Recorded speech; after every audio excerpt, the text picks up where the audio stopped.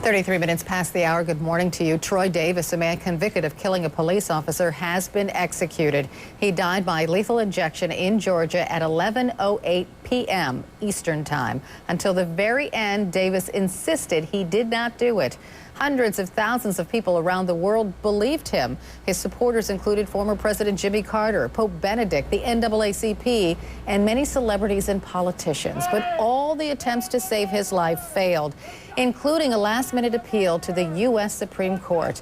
Davis was convicted in the 1989 killing of off-duty police officer Mark McPhail. He was shot to death outside of a Burger King in Savannah, Georgia. McPhail's mother says that after 22 years, she feels justice has finally been served. Has justice been served? In my mind, yes. In my mind, it has. It took a long time to get them, but it really does in my mind. And there is no reason to celebrate or do anything, because it is not good for both families suffer under this. I'm sure his family is suffering like terribly right now, too. Joining us now, Atlanta criminal defense attorney B.J. Bernstein. Good morning, B.J. Good morning, Carol.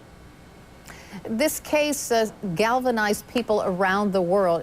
Oddly enough, another man was put to death. He was executed on the same night, and nobody mentioned his name. So why this case? There were a lot of factors. I think a lot of it had to do with it. The primary evidence against him was the evidence by eyewitnesses. And there has been so much proof now that many times that type of evidence is not reliable. And in this case, 7 out of 9 witnesses recanted what they said. And when we live in an era for the Innocence Project to have shown that over 200 people have been imprisoned and they were innocent and freed by DNA, I think it causes people to question, why are we putting to death someone when we're not sure whether he did it? Well, there were 20 separate court reviews of his case, and in every instance, the courts came to the same conclusion, that he was guilty, including the U.S. Supreme Court, who reconsidered the case until the very end. It took them 3 hours, but they said, his execution should go forward. Well, at the same time, the over 200 people who spent 15 to 20 years in prison had similar review by appellate courts of their cases, and it turned out they were wrong. That's the problem with the ultimate penalty of death is, we have a system that says beyond reasonable doubt to incarcerate you, but do we want to incarcerate or take the risk to put to death someone who may be innocent?